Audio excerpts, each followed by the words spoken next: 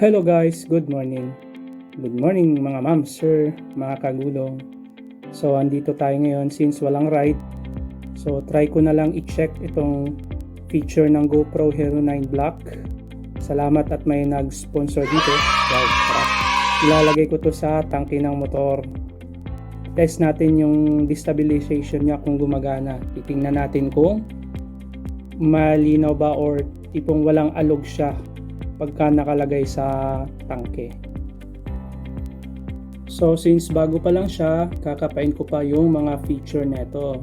So unang feature na nakikita ko is meron siyang voice command kung tawagin. Like for example yung paano ka mag-turn on, mag-turn off.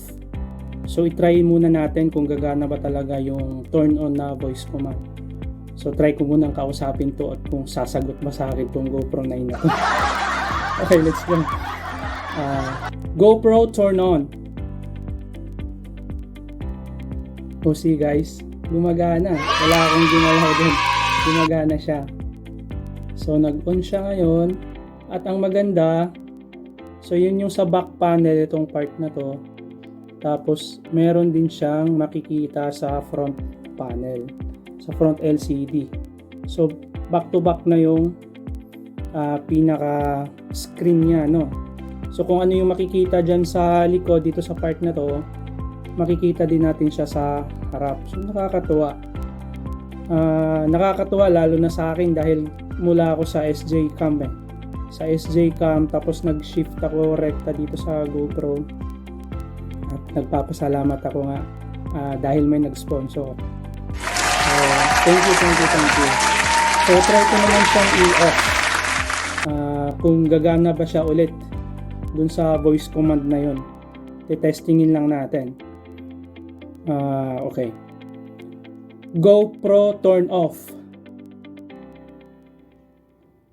Ayan, saka GoPro turn off. Ayaw kong susundan. GoPro turn off.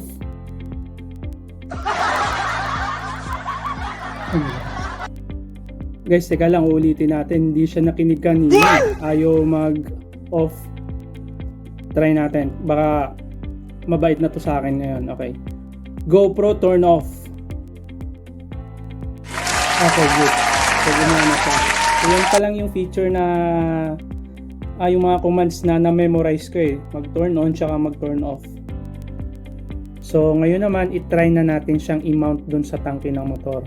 Sisilipin natin kung quality ng video, kung maalog ba siya o malinaw. So, let's find out.